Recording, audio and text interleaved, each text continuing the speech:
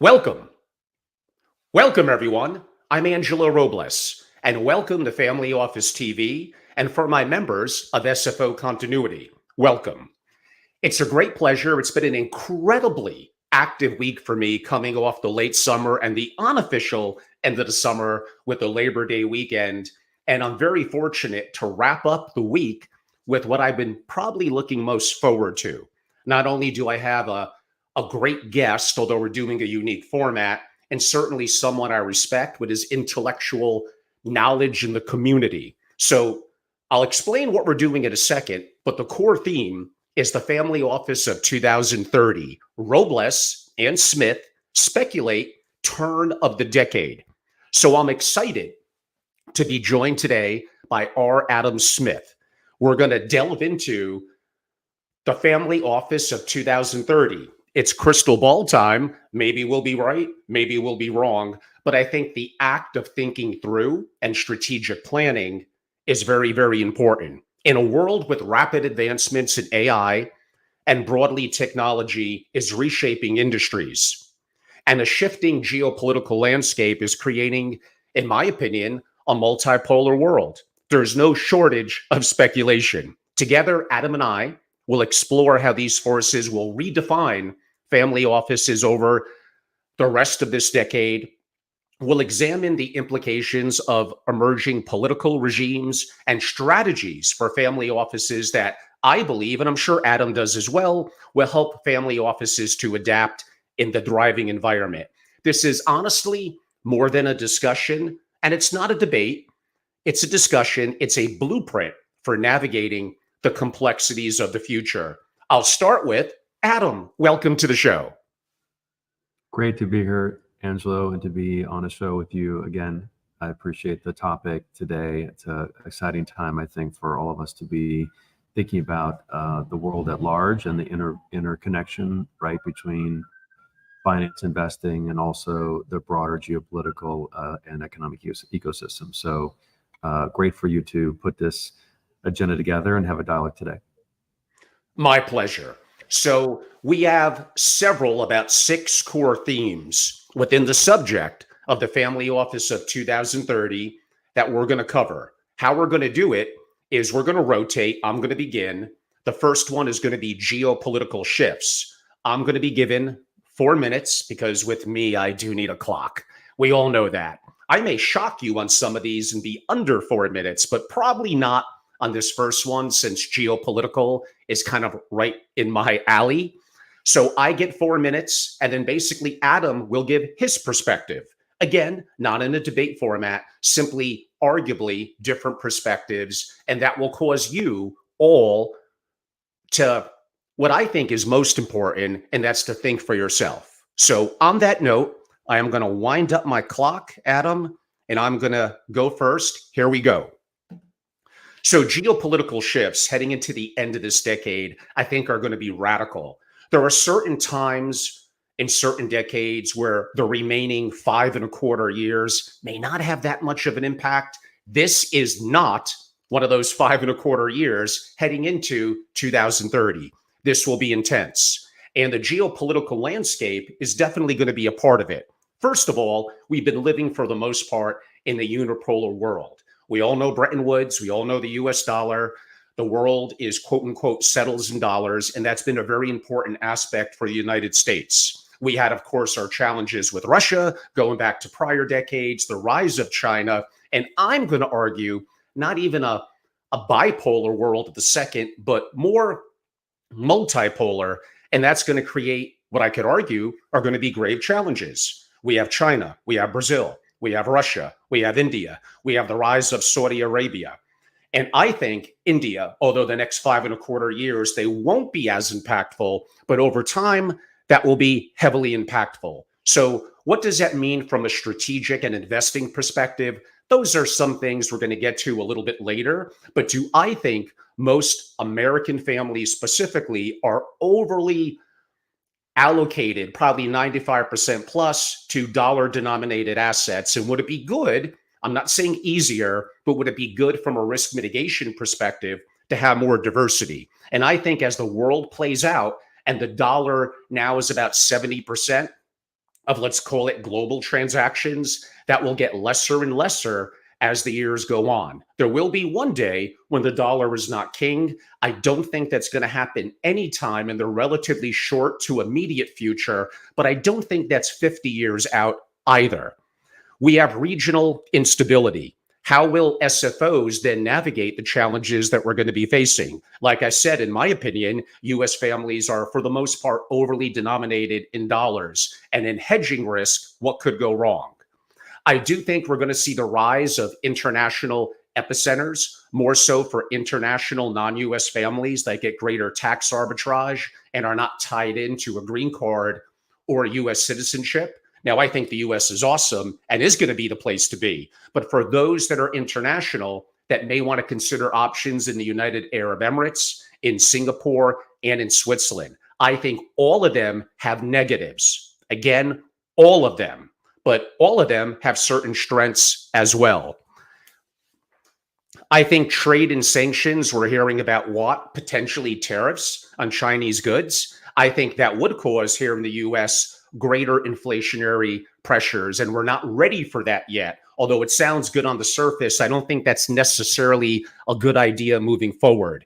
When it comes to things like tax policy, the threat that we're hearing now of taxing unrealized capital gains, that is utterly ridiculous and would be a death blow, not only to the stock market and to a sense of freedom and spirit of the American way of capitalism.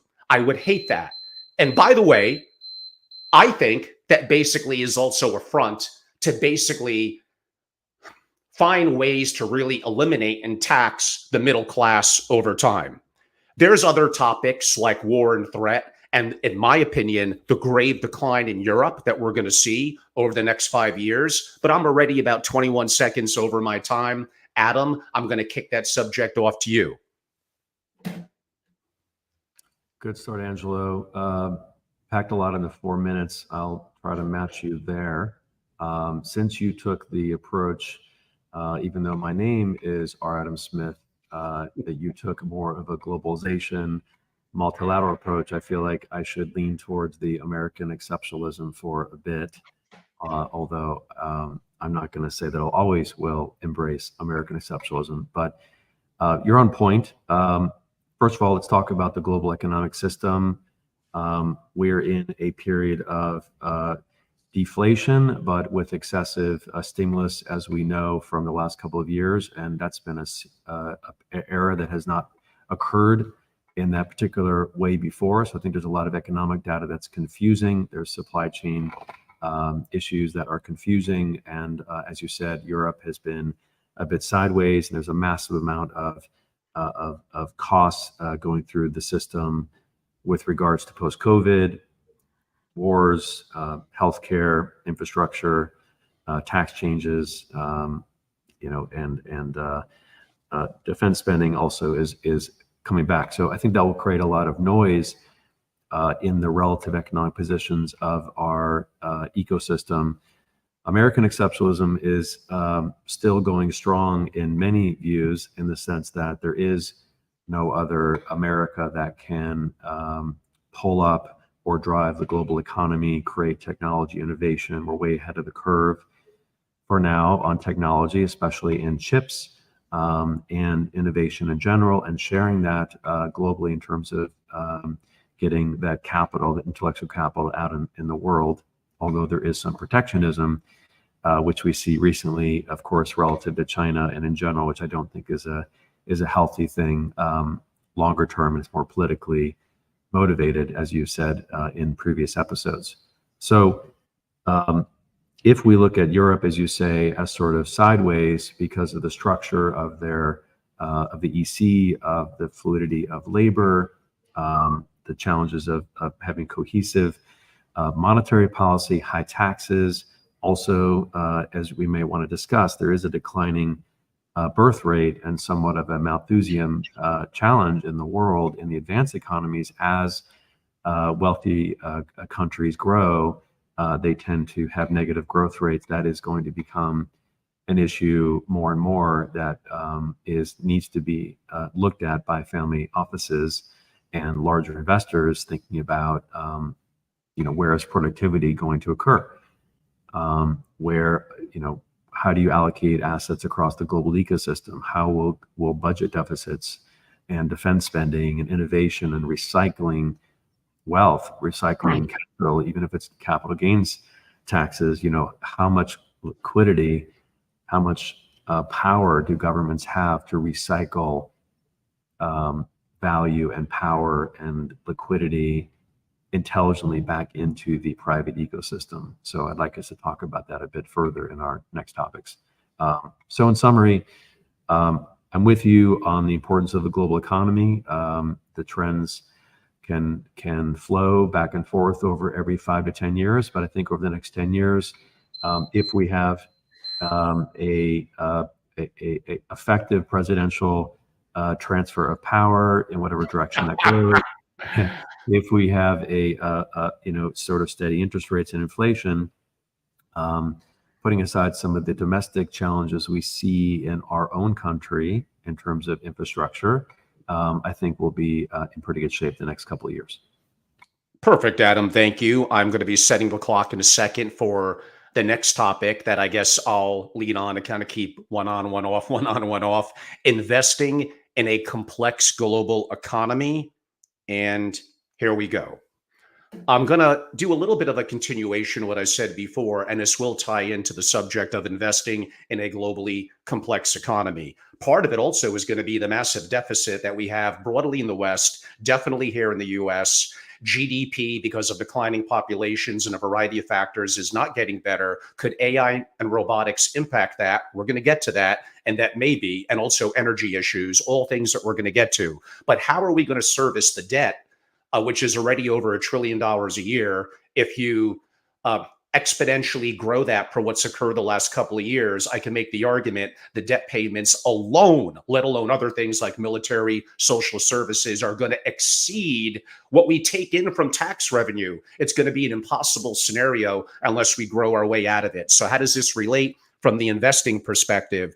Family offices are able to have additional opportunity, I could say, in alternatives, including certain real estate, private equity, and venture capital. Am I the biggest fan of being a 2 and 20 investor? My audience knows the answer to that is no. I'm a grave believer in single family offices and doing things internally. And I'm a great advocate of taking charge and doing it as a direct investor. I also think that many funds are not going to beat the benchmarks that they should be compared to. They're not as liquid. I don't exactly know what I own. That alone is going to be important, let alone of the fact net of fees. Probably 93% of them are not going to beat the triple Q in certain indices. That being said, is it strategic to have diversity from an investing perspective? First of all, know what I said earlier about overly reliance on dollar denominated assets. Having greater diversity, I think, is going to placate better from a risk mitigation perspective moving forward through the end of the decade.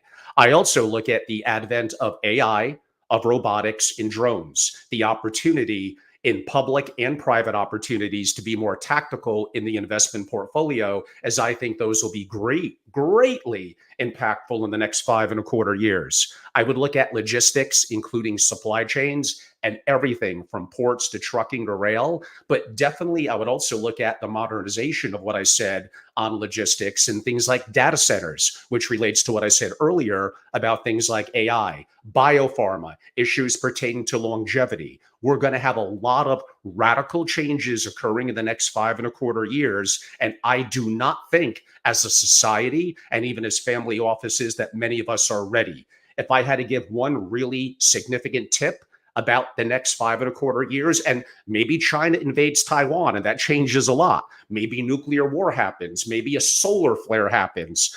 There's black swan things that could happen that throw all of this out the window.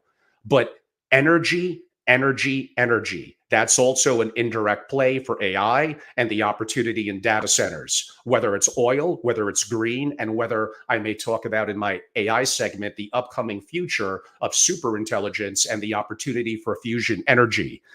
You could look at sustainable and impact investing. How will that change as the younger generation comes to an age of more power over the next 5 years? That could be more important for them. I may have unique and different opinions from that perspective, but I'm just saying, forget me, what I think others are going to do moving forward later in the cycle. I think emerging markets like Africa and Southeast Asia, ex China, are going to be intriguing to look at. Those are areas I would consider. I would consider currency plays. I mentioned about being overly, quote unquote, US dollar denominated. Look at opportunities, and I'm not saying they're easy. The Norwegian krona, the Swiss franc, the Singapore dollar. I think you need to have strategic opportunities, an onshore and an offshore plan. And yes, my way is going to be more complicated. I'll admit that. But I think this is, quote unquote, the way to go. I am also a huge believer in ranch and farmland. That's why I also have property in Wyoming and why I'm active there. And I think placating or playing into the subject that we're talking about here, and again, we get 4 minutes. So it's a very brief, truncated amount of time, as we heard right there. My final comment would be Bitcoin. I think the world of crypto, specifically proof of work like Bitcoin is, and the escape velocity that it's had since its launch, whatever, about 16 or so years ago, makes it intriguing looking at it from, quote unquote, a global and a risk mitigation perspective. Adam, the floor is yours. Okay, tough act to follow as usual. I'm going to agree with most of what you said. Let's look at it from the family office perspective or the family enterprise perspective in terms of so many different options to look at investing with public versus private, looking at the traditional asset allocation, efficient frontier model. We know that's been changing. I'm so glad that you are a proponent of alternative investments. I've been in several private equity platforms in addition to M&A, and I see that there is a massive expansion of alternative investments, as we know now in credit, secondaries, not just traditional private equity, not just traditional venture capital and real estate. Back to your point, in the next 10 years, I believe that the numbers we're seeing from Camden, from Preqin, from Carta, the post from our friends at UBS, Ron Diamond, I think these numbers are on track.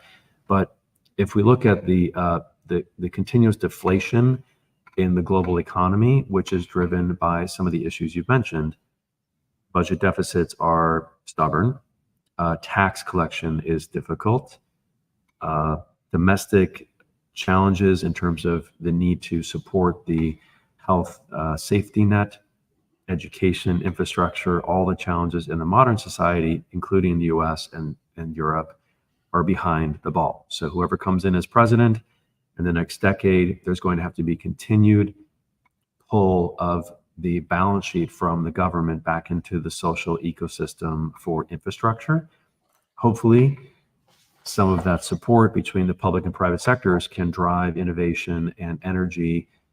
As you noted, I think that it would be very impactful if we could rely less on OPEC and if we can create some additional innovation and lower energy costs through technology investments and collaboration around the world with our allies. In terms of alternatives, I think there's a chance that there could be an outlier coming into our later topic about outliers. I think there could be a massive expansion in real estate. Again, looking at the curve of where we are economically, particularly in commercial real estate, given valuations in this country. There's been a massive deflation in certain areas that could be exciting for family offices or any private investors looking for that asset class, looking at teens returns, but also you're in the asset, like you said. On that note, I would also note the importance of the single family office holding. Like, where did the wealth come from? What is the core asset? How large is that business? How can it expand?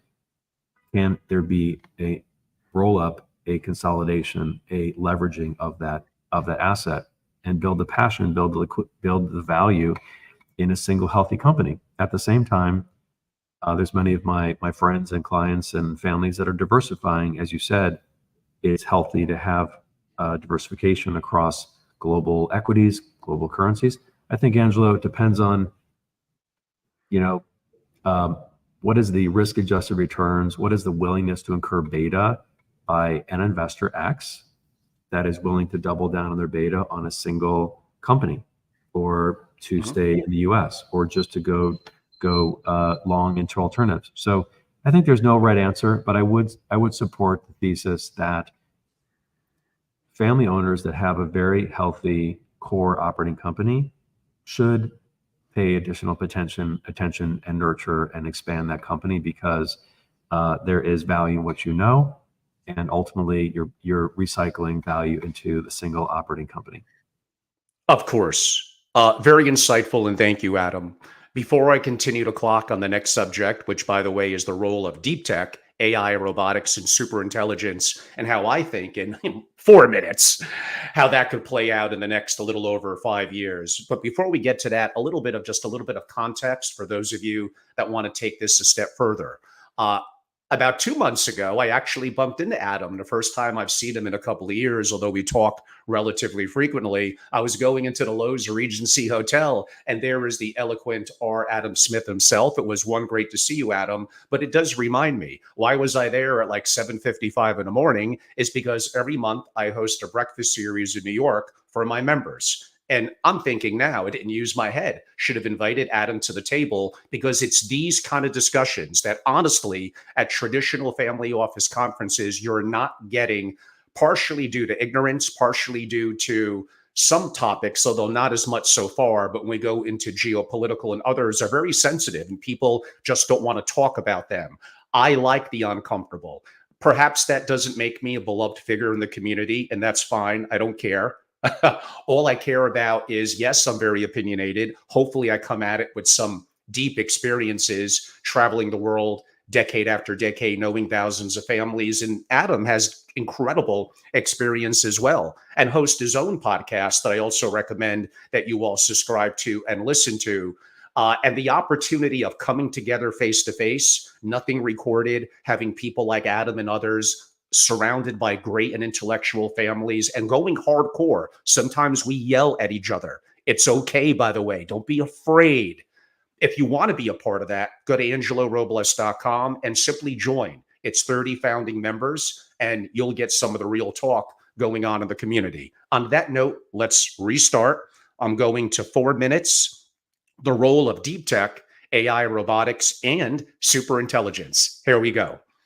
So, a lot is going to happen in the next 5.25 years, and practically none of you are ready. Is it possible my timeline's a little off? Sure. I'm not a Nostradamus. I don't have a crystal ball, but I'm going to be right. It is just going to be a matter of timeline. So currently, according to Jensen Huang, the founder and CEO of NVIDIA, the rate of compute power, aka chips, is basically doubling every 1.08 years. Let's just call it, it's doubling every year. If you extrapolate that, and I know it's not linear and things could come up, that'll be 1,000x more in 10 years.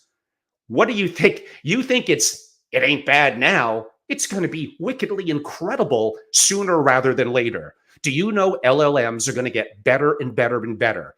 That is already leading into AI agents. The impact on MFOs and SFOs, we don't have enough time to do a dive into AI agents, but you're going to see billion-dollar companies be founded by singular persons or a small group, and you're going to see dynamic changes and challenges to the workforce brought upon by AI and robotics, and including AI agents. Subscribe to my platform and listen to some of my interviews, including one upcoming on AI agents with a brilliant Silicon Valley expert. I've interviewed Ray Kurzweil. I know a lot of prominent people. I go to Silicon Valley all the time, and I'm scared, but also a little bit excited. That is going to lead its way into AGI probably by 2028 or 29, and that is going to eventually lead to superintelligence, which we may or may not have enough time to get into. That will change everything. It may be a utopia. It may be really, really bad. So now is the time to take advantage of investment opportunities. That's one thing I would say. So AI-driven investment strategies, even without AGI, just simply LLMs getting better, and even to some degree AI agents, is going to get wickedly good. It's going to give some people an edge that are at the forefront of this. The opportunity in robotics, we're already seeing it now with Elon Musk, Tesla, via Optimus, with Figure 2 and others. Shockingly good. and it's getting better and better. The impact in manufacturing, the impact that AI is going to have on biopharma, on tech, on the advent of longevity. Eventually, what superintelligence could likely do to fusion energy, and that will change the whole energy dynamic really around the world. Superintelligence basically means it's going to be a number of times smarter than I think the collective of all the human race. Is that going to happen in 6 years, 10 years, 20 years? It's not going to be much longer than that. And then that is going to be a dynamic change in governments and military, space wars. I could go quote unquote on and on. Imagine the cybersecurity risk that you're facing now, and you think they don't know about you as a family of wealth or an MFO. The nation states and others are wickedly smart, and they will come after you. You all have your head in the sand. You're not prepared. The disruption to the workforce, including in the single family office and multifamily office, you will feel it by the end of this decade. Within the 5 years after that, it will be major impactful. To think that it's only going to be human to human interaction, to think that you're comfortable where you are, that you're not adapting, you will lose. You won't make it. You might make it to the end of this decade, but you're going to see a lot of changes between now and then. If we're still here as a society, given all the challenges that we have and the potential destruction and civil wars that might happen, are you thinking about these things? Are you prepared? Like, really, like sometimes and I know I'm a little blunt and direct. And again, I know I'm not everyone's cup of tea. Trust me. Like, if you're not thinking about what could go terribly wrong and ways that you could hedge it. Now, the next subject, I'm going to go a little bit more into that, but you all heard the clock go off. So I have to start to be quiet. Thankfully, audience is probably clapping. And Adam, I am going to give you the floor and even give you an extra 30 seconds. How about that? Boom, you're on. Let's go. Very generous with it. Additional tip. Thank you. And for teeing up such a complex topic at a very important time in the world, for humanity, also for governments, also for leaders, and for our presidential election, and then down to the single family office and the families that are sitting on companies with hundreds and thousands or tens of thousands of employees. As you said, the family office and the family business is, depending on what you call it, is 70, 80, 90% of the world economy. That's why Angelo and other experts and myself are very attentive to this industry, because it is massive and it tends to be quite fragmented.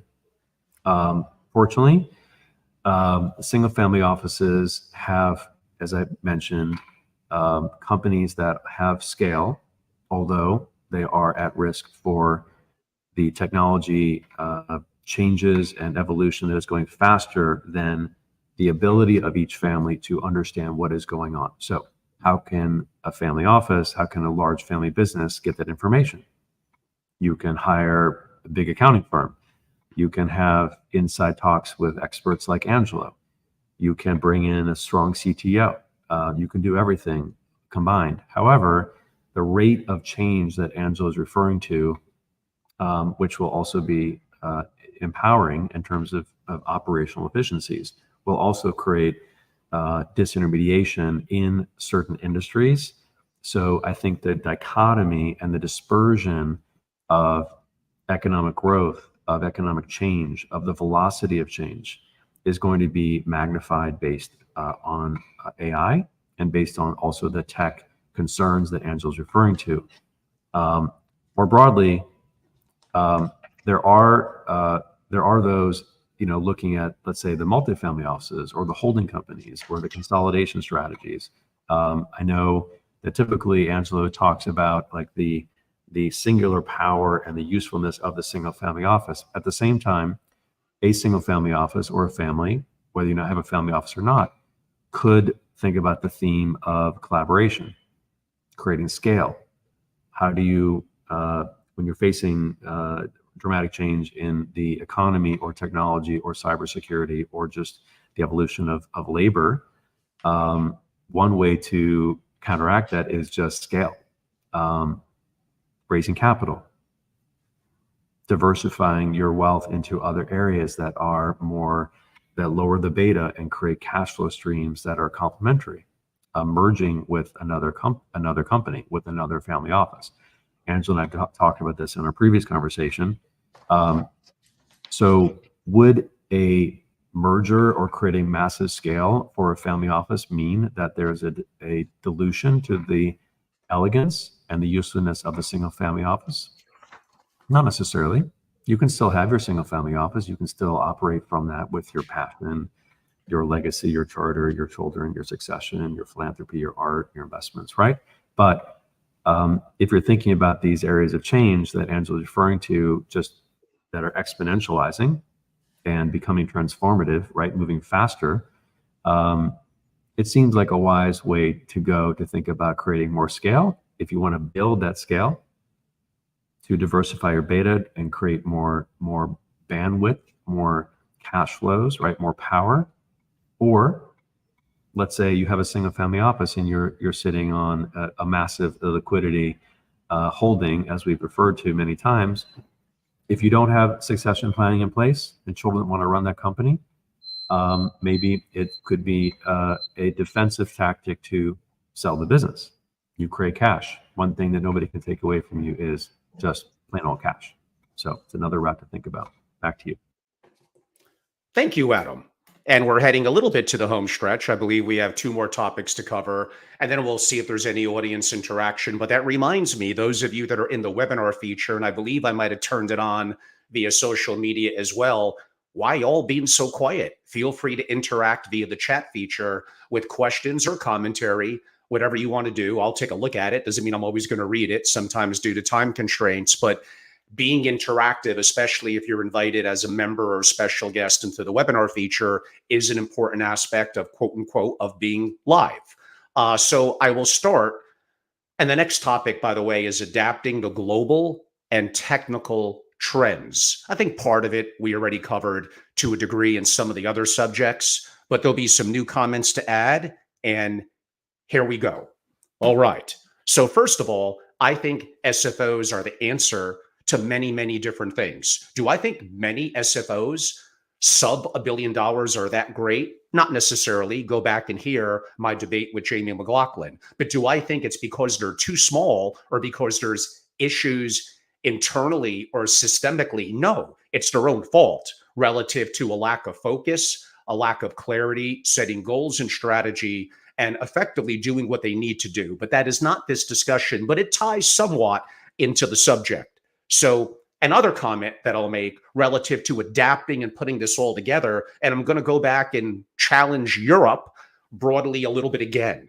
There is a incredible amount of engineering and talent in Europe. It is so impressive, but it's held back often by the so-called work-life balance that they apparently believe in that is not going to help them moving forward. A lot of the demographic challenges that they have there, which are way worse than here in the US, and the whole issue of bureaucracy, which we think it's bad here in the States, it is way worse in practically every country in Europe. The fact that France has enacted, and they're doing everything wrong, the fact that France has enacted that you can't send a work email after 5 p.m., you are kidding me.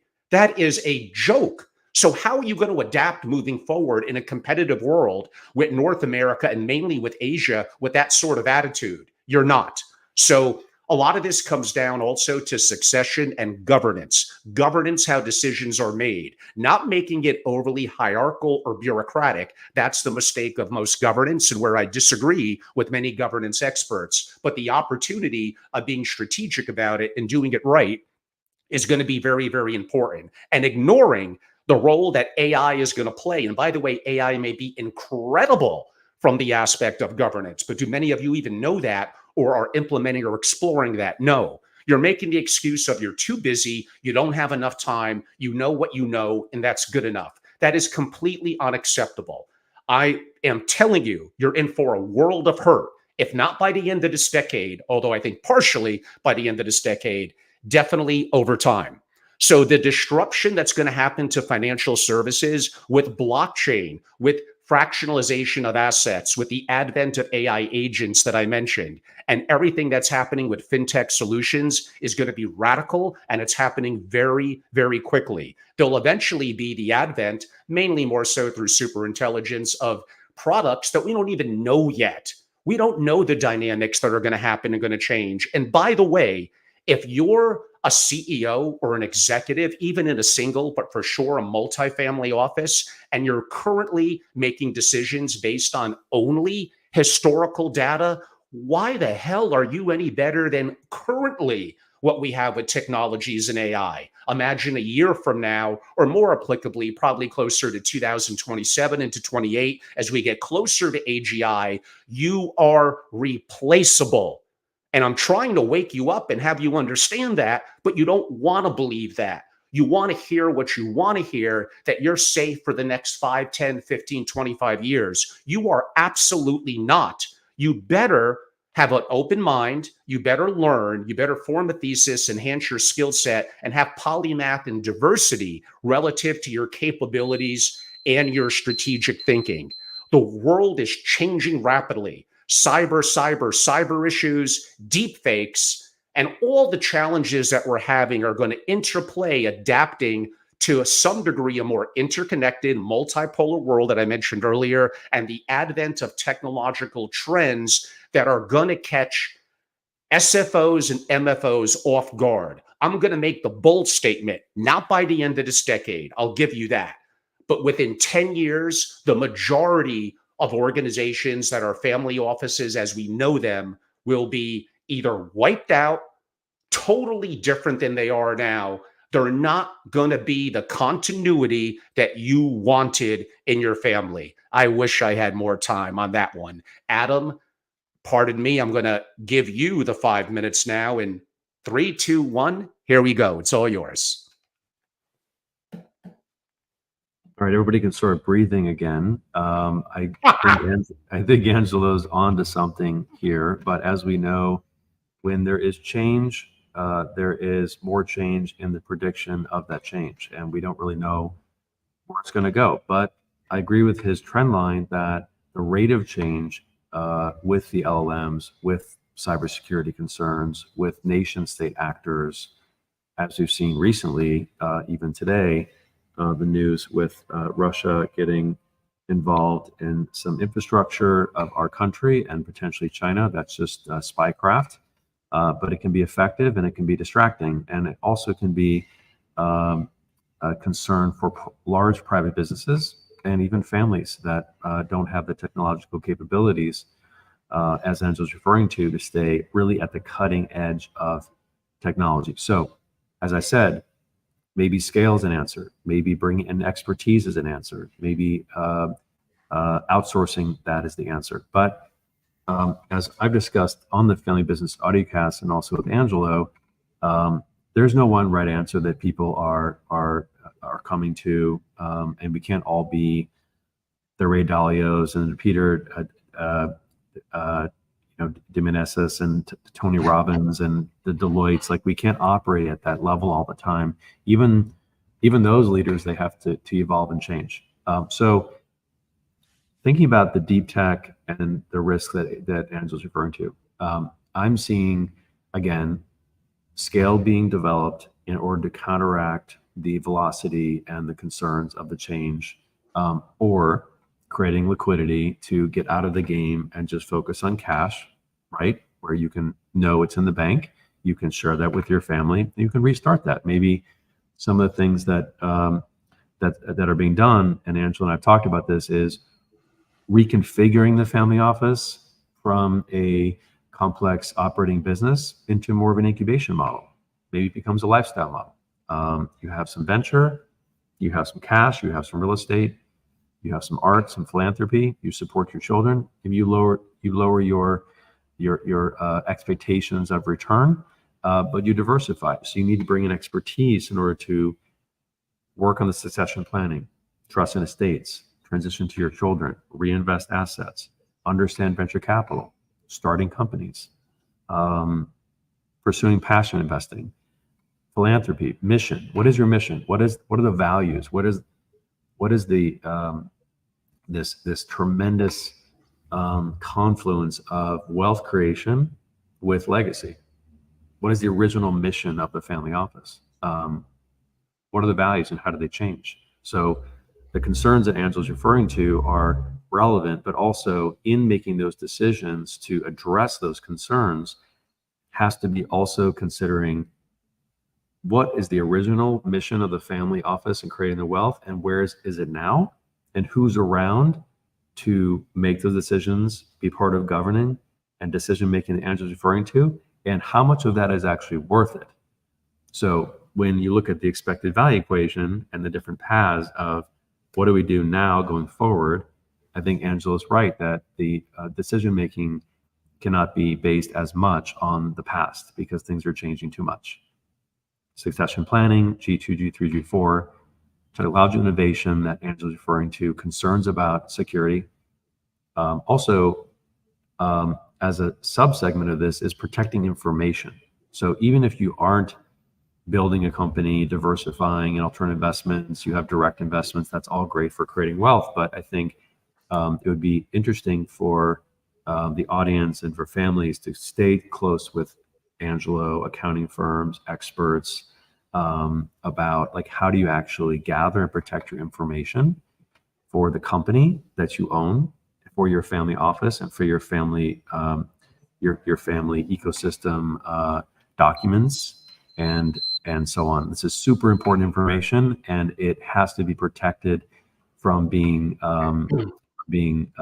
accessed and lost out there in the world. It's very important for the continuity, per Angelo's company, the continuity of the family business, regardless of where you're going with your wealth and dealing with these issues of tech and scale.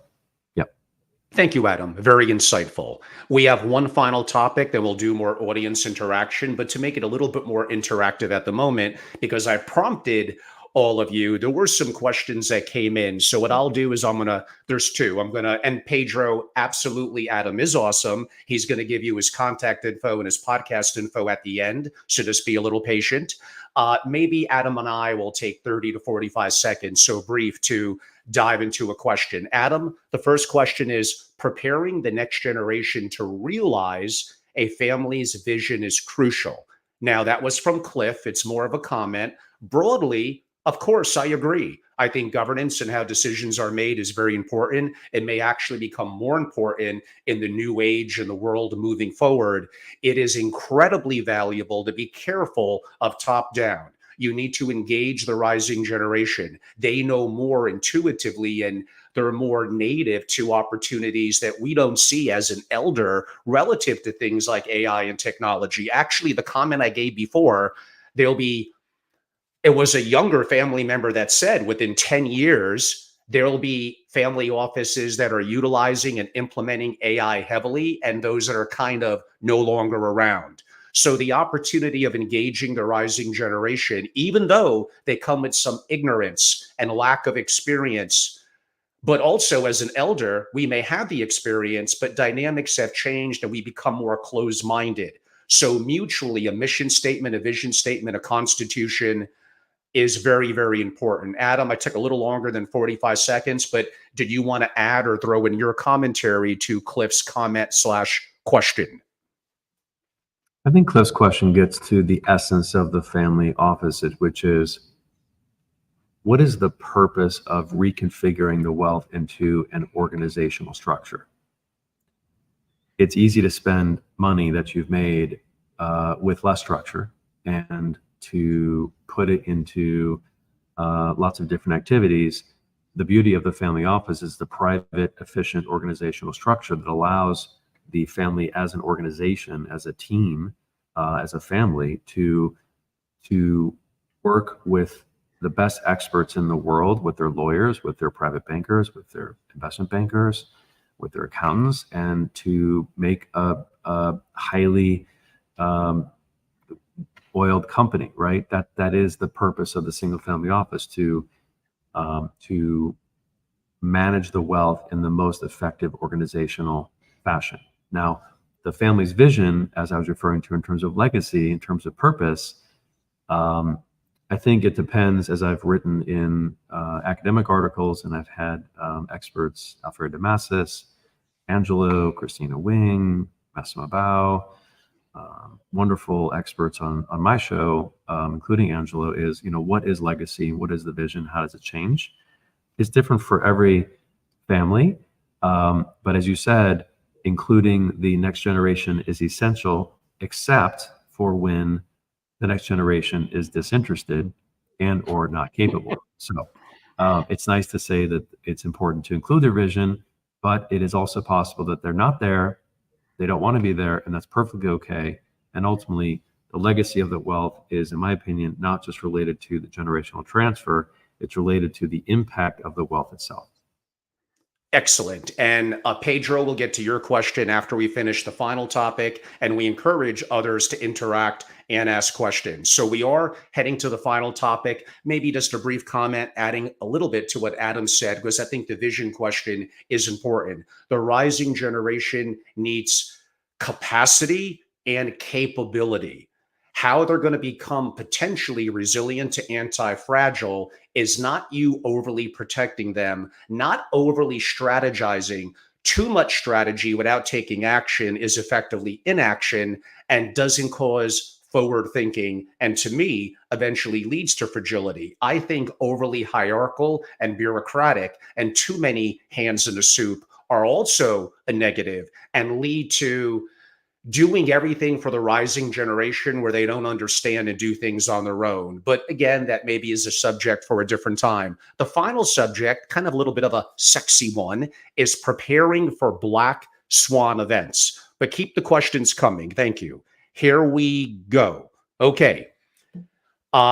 This comes down often to resilience planning. What I actually just said about capacity and capability in the rising generation to make them resilient, to have them undergo stresses, to have them take risks are things that are very important and will help to lead to future continuity within the family. But there's grave dynamics with black swan events, including pandemics, that effectively you have no control over. You only control what you think and your response to those situations. So I look at a couple of different things. I look at, my God, what could go wrong that you kind of have no control over? We could argue from a philanthropic and spreading the gospel and all that, you may have a little bit of control. But for the most part, how do you plan for what you don't expect to see? Suppose there's a nuclear war. Suppose there's solar flares off the sun and boom, or it blows up in Yellowstone in Wyoming. There's lots of things that could go wrong. And I wouldn't want to spend a massive amount of time on them, but some of it you can't plan for. And that comes down to what I call, again, capability or capacity and capability in the rising generations of the family. AI superintelligence will absolutely one day, maybe it will happen before the end of the decade. Probably not, but who knows? And yeah, there are some people that think it won't happen at all. They're very, very foolish. It will. And that will change everything. Everything that we know, I'm not going to say is coming to an end. It's going to be very, very different. So other things to prepare, maybe more so from a geopolitical situation, includes having multiple passports, residencies, banking, and relationships around the world, having a network of powerful fellow influential people in political relationships. Where to look at, we don't quite have enough time here, but I hinted and mentioned some geographies earlier in the discussion. Having legitimately an onshore and an offshore plan, having a start over fund and how do you fund it and what goes wrong, and at least you have a block of 10, 20, 30 million dollars or more. Now I could get into the nuances of varying trust structures and where are the assets then held in the Swiss mountains? Do I have physical gold in those locations? All things that are juicy and for a little bit of a different discussion. I would look at, speaking of gold, I would look at direct ownership of art in freeport zones and strategic locations around the world. I would look at things like farmland. Yes, I know governments could take it from you, but depending on your political affiliation, your capability and connections, that's why those things are very, very important. I would never underestimate the opportunity of a powerful global network. You're going to have to roll up your sleeves. You're going to have to travel. You're going to have to make this happen. I know it's easier not to do any of the things that I mentioned, but then you're not leading into becoming potentially anti-fragile. I don't know if no one will ever be totally anti-fragile. I mentioned a little bit before Bitcoin and certain crypto plays. I mentioned earlier diversifying somewhat from the US dollar. And we do go back, and I know it's a little boring for some, but governance is going to be very, very important. This is a risky world. I know we could look back to each decade and say, you know, Angelo, I grew up in the 70s. There was a lot of bad things happening then. You're not incorrect. And maybe we do look at the immediacy of the moment as being the worst. But with the nuclear issues, with 2 wars going on, which are not yet global, I get it, with all the challenges we're facing with our deficit, with the rise of AI, kind of cold civil war issues happening here in the US and in lots of areas around the world, changing political regimes, including in Brazil, in Mexico. This is a very, very trying time, especially if you're a non US global family. Understanding these issues, having global diversity, in my opinion, also, if you're out of the US, even inside the US, even if you're not a green card or citizen, how to structure trust LLCs, what states, Wyoming, South Dakota, New Hampshire, Delaware, etc. I personally wouldn't necessarily pick Delaware, but that's just my call and a subject of a bit of a different time. So there is no perfect answer here. There are things that could go wrong. And the core theme of by 2030, lots is going to be different. And sadly, again, I think many of you are really, really unprepared for what could happen. Adam, I'll give you 5 minutes. Okay, last topic. I like the Black Swan reference. And for those who haven't read the book yet by Nassim Taleb, who wrote The Black Swan, it is a fantastic book, and it covers the meaning of the Black Swan and all of the different ways in which society naturally seeks to diffuse the real preparation for Black Swan events, because naturally institutions and corporations and academics and think tanks, but mostly the corporation itself and government is looking to keep things smooth, keep things orderly, and is trying to operate on a consistent basis that can certainly relevant to operational management, to governance, even to wealth management. But I think it's important that people like Angela bring up Black Swan and what it means, which is an event that is not easily identifiable within a typical statistical and expectations perspective. It is something that comes in that you're not expecting, and that your thought process, thinking about intellectual capital, governance, succession planning, all the things are important. But ultimately, if it seems to me that if there is all of this effort in creating a more robust intellectual capital for a family office, multifamily office, family enterprise, internally with human capital, as we look at the reports from Camden, Korn Ferry, Ron Diamond, et cetera, human capital is essential. And as Pedro and Cliff said here, is building up the generational preparation, beefing up your human capital. Of course, CTO, that's great. That's only one element. Secondly, there's also external knowledge. Bringing external knowledge into a family, into a company, lots of different ways to do that. Advisory board, committees, invited guests, strategic sessions, breakouts, summits, dialogues and groups like Angelo's Tiger 21. There's ways to get that knowledge. Again, that's not going to be necessarily sufficient. Black Swan theory is important to think about in the sense that that using AI and technology and best thinking is essential, because if you really care about the risk to your business and your investments, is to create enough intellectual capital and advanced thought process is to be able to predict and respond to a Black Swan event. So Black Swan event is relevant for both being aware of them, to predict them, but then also to respond to them, right? So it's one thing to prepare, but if you're not ready to respond, then all that preparation is not that useful. If you really haven't prepared that much, you have to be even better to respond to it. So preparation is important, but I think the equally important to preparation is the ability to respond to it.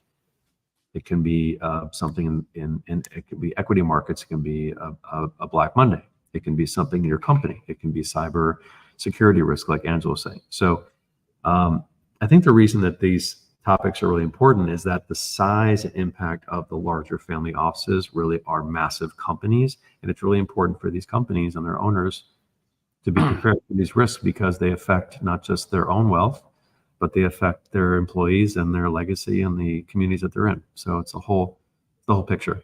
As I say, legacy is really what you make it, but ultimately something that's important to not just yourself, but also your broader ecosystem that you operate in. Excellent, Adam. Very efficient. Within probably with about 40 seconds to spare. So I'll just push the clock there. And finally, we're done with this stupid thing. So that was wonderful. Uh, Again, each of us would have liked to have going on more and have a little bit more back and forth, but sometimes keeping things concise is very valuable as well. We do want to take questions, so do keep them coming. There's a minimal of 2 in kind of the chat features now. Keep more coming, but just in case some of you have to leave within 2 minutes by the top of the hour, I want to be respectful of my guest and ask my guest to, before we get to the questions, Adam, why don't you tell the audience a little bit about how they could learn more about you, how they could subscribe to your LinkedIn and podcast, and if they wanted to email or reach out to you, how they could do so? Okay, so briefly, I'm R. Adam Smith. I'm in New York. I'm in the family office ecosystem. I founded and run the Family Business Audiocast, which is a holistic global thought leadership platform that's open architecture that involves experts across the family enterprise system. That is a LinkedIn-based platform. Hope you can join and follow the Family Business Audiocast. We also have a newsletter called Family Business Chronicles, and then we have an expert contributor series of people like Angelo, where we repurpose very select content that's all LinkedIn. It goes into all of the global podcast channels. I sometimes also write articles with think tanks and business schools, and that goes into both my LinkedIn at R. Adam Smith, and then also into FBA. My website is adam-smith.com. I'm also very involved in a single family office these days, and we can talk more about that offline. My email is r.adam.smith.2009@gmail.com. I'm very grateful to be on the show today. Thank you, Adam. And we have a minimal of 2 questions. And yeah, someone sent me a note. Angelo, I saw you on Max Pogg's program, Where's Your Trustworthy Cigar? You don't think I have one of my cigars near me. You don't know me.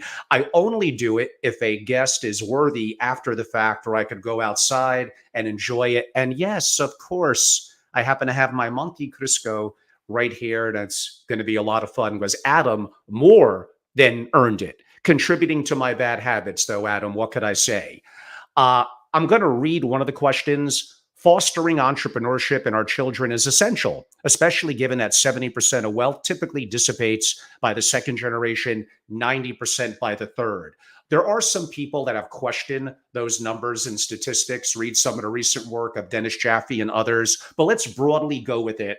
There's a variety of factors often built around decision-making, lack of continuity, and absolutely, in my opinion, if the family is not immersed in the wealth, if they're too passive with it, we outsource it, which is why, and I know I anger people, I'm a massive advocate of doing as much as possible internally and forming your own family office, your own holdco, and private trust company, things that I'm personally working on and active with myself. So I'm putting effectively my money, my resources where my mouth is. You're 100% correct relative to entrepreneurship, but I will remind everyone, did Elon create Tesla? No, he purchased it. Did Zuck create Instagram, which is the driving force behind much of quote unquote Facebook Meta now. No, he purchased it. And that was an incredible investment. So you don't necessarily have to start from scratch, which is why I like the potential and the opportunity that direct and controlling interest in private companies could give, even if you're not the founder and creator. So storytelling, putting up on a pedestal the generation that made the money and took certain risk. And this all goes back to certain things that Adam and I have spoken about relative to governance, the advent and the future, seeing around corners, which generally I think that most people in the family office world are abysmal at. On that note, Adam, before I suck all the air out of the room, did you want to comment on that comment question as well? Sure, briefly. As I mentioned, if one cares about the continuity, the legacy, the continuation of a family enterprise and its legacy and its wealth, then absolutely there has to be a higher and higher bar to augment and fortify the human capital side with talent within and externally. So, for example, I think I can see families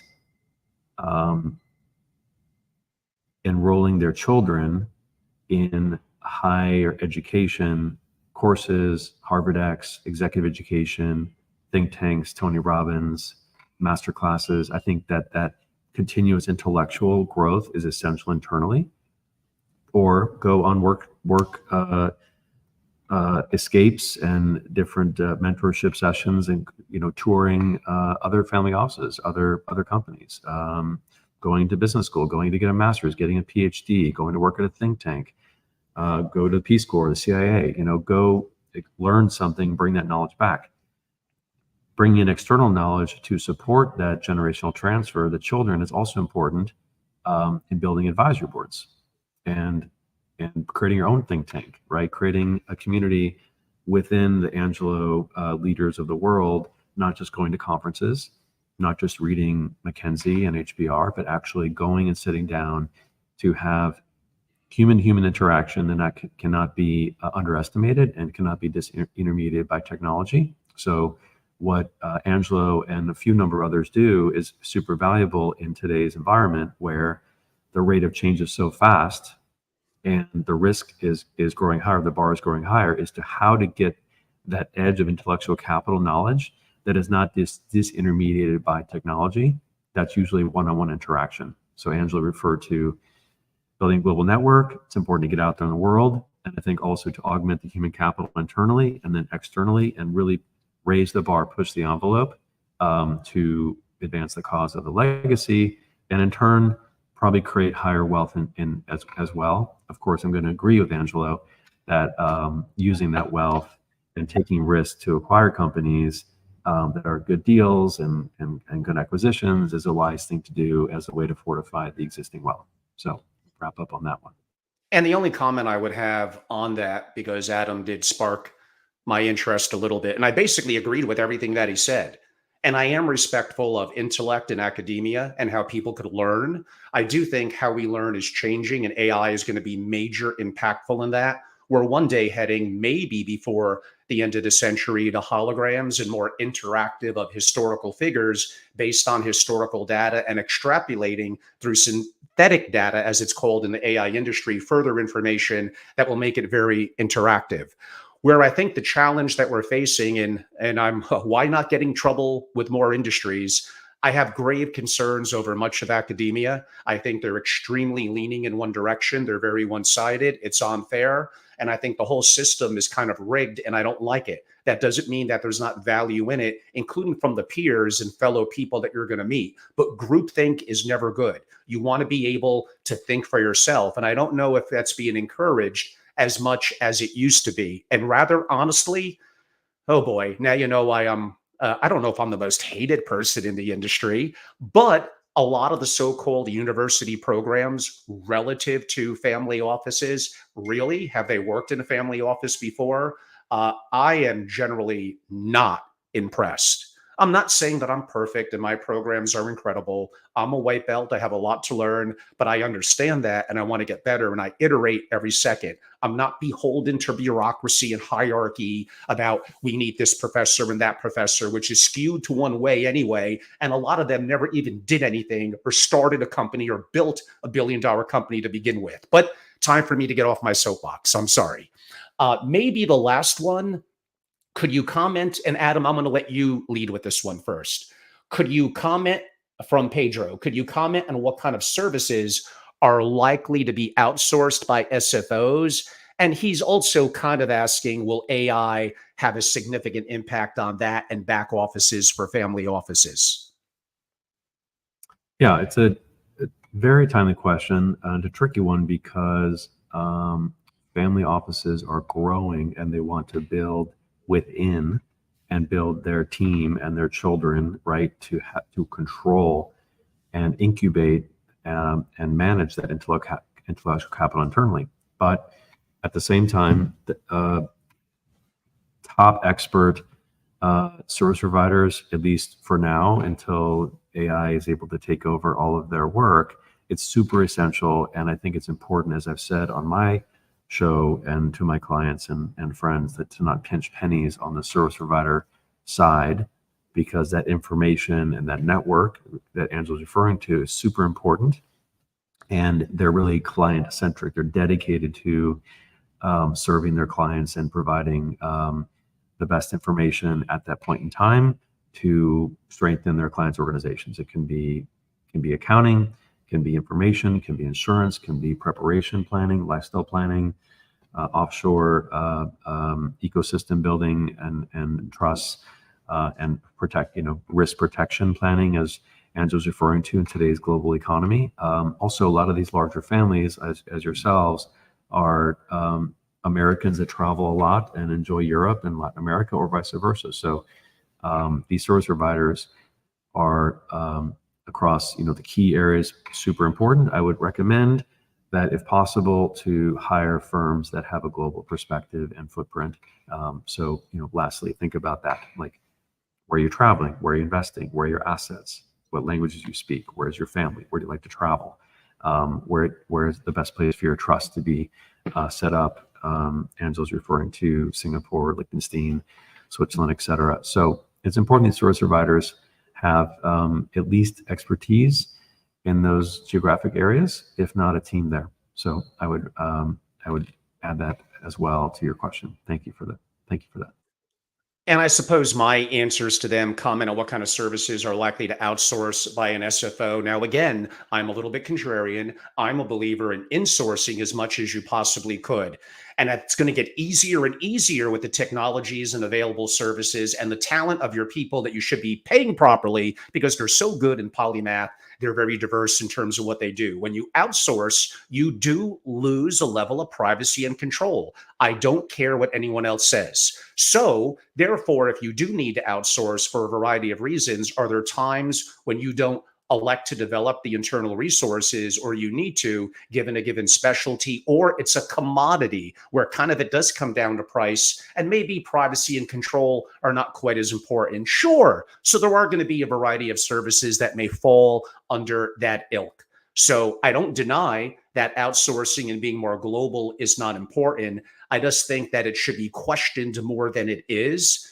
And again, if you want control and privacy, the single family office is king. We didn't really have time to get into in the next 5.25 years what will change in aggregation and reporting, what will be the impact of technology on that, and how AI would impact that, because many of you have heard that before. Obviously, it's going to get better and better. I think back to 10 years ago, I don't know, there was Archway and Adapar. I'm sure there were others. I know there were. There are way more now. Are all of them going to be here in 5 or 10 years? No, but it creates more opportunity for the consumer and drives down prices. And AI is making a grave impact on those aspects of technology and a tech stack for an SFO and an MFO as well. So yes, AI will be very, very impactful. I hate to harp on what some may deem to be the negativity of this comment. And again, it may not quite happen by 2030, but soon thereafter, there's going to be massive changes. You will not need as many people to do the level of services that are being done now. I don't want to hear you tell me we're always going to want human to human interaction. That is not true. That may be true for a percentage of people. We'll see what happens when the rising generation eventually, quote unquote, takes over. You really better be careful and future proof yourself, which is going to be hard enough if you know that and are working on it, as opposed to be caught blindsided. Adam, although you did already give a little bit of a close and your information, why don't you do an abbreviated version of that now? I'll do mine, and then we wrap it up and we're done. We could enjoy our weekend, and I could finally enjoy my great cigar. Okay, I'm glad to get you to that moment on Happy Friday Thank you. to everyone. And I'm pleased to be here and enjoy the higher level and less structured discourse that Angelo provides you all and with his guests. It's really enjoyable, and it provides for a more rich dialogue, I think, than most conferences and shows. So again, I'm Robles Smith. I am proud to serve and very passionate about working in the family enterprise ecosystem. I've covered hundreds of family offices. Obviously, there's maybe 10,000 in the world now, so there's quite a large community. And as we've discussed in the past, and Angela and I have commented that there's going to be a continued growth in both the SFO and derivative organizations that have a single company or single family office, as well as the multifamily offices or wealth management firms or holding companies. I'm a big proponent of the benefit, the flexibility, the optionality of the holding company, which includes attention to operational excellence, this intellectual capital gathering we're talking about, and also savvy M&A and capital formation internally and externally, to create more wealth and protect a legacy. So great to be here today. Thank you for your time and for listening to our conversation.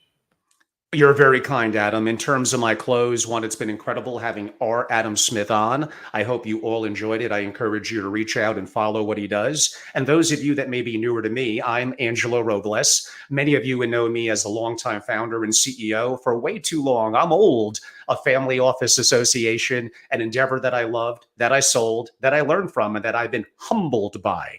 And the opportunity now of being a little bit of a pundit and thought leader, a consultant, running a private membership organization that's very intense and very intimate and boutique-y, coupled with some of my more public-facing platforms like my interviews, which are deemed to be longer form, a little more intense, and going down subjects that simply others, for a lack of a better word, are too afraid to. So simply go to YouTube, follow me on my larger platform at Family Office. Yes, I happen to own that.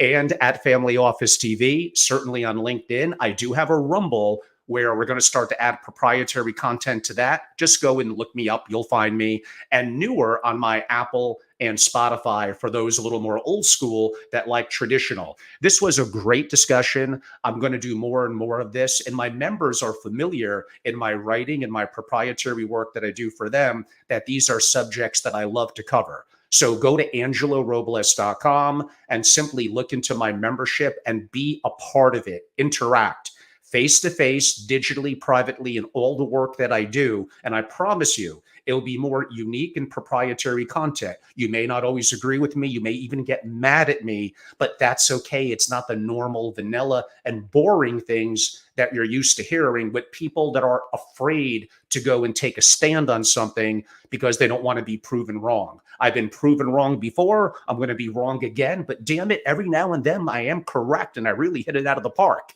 You just have to kind of figure out which one of those are going to be. Building upon Adam's comment a little bit, yeah, there'll be growth, especially of single family offices leading through the end of this decade. But then I don't really know what's going to happen after that. There may actually be too many in terms of SFOs and MFOs. I think it's going to get very, very unique, very tricky, a little scary.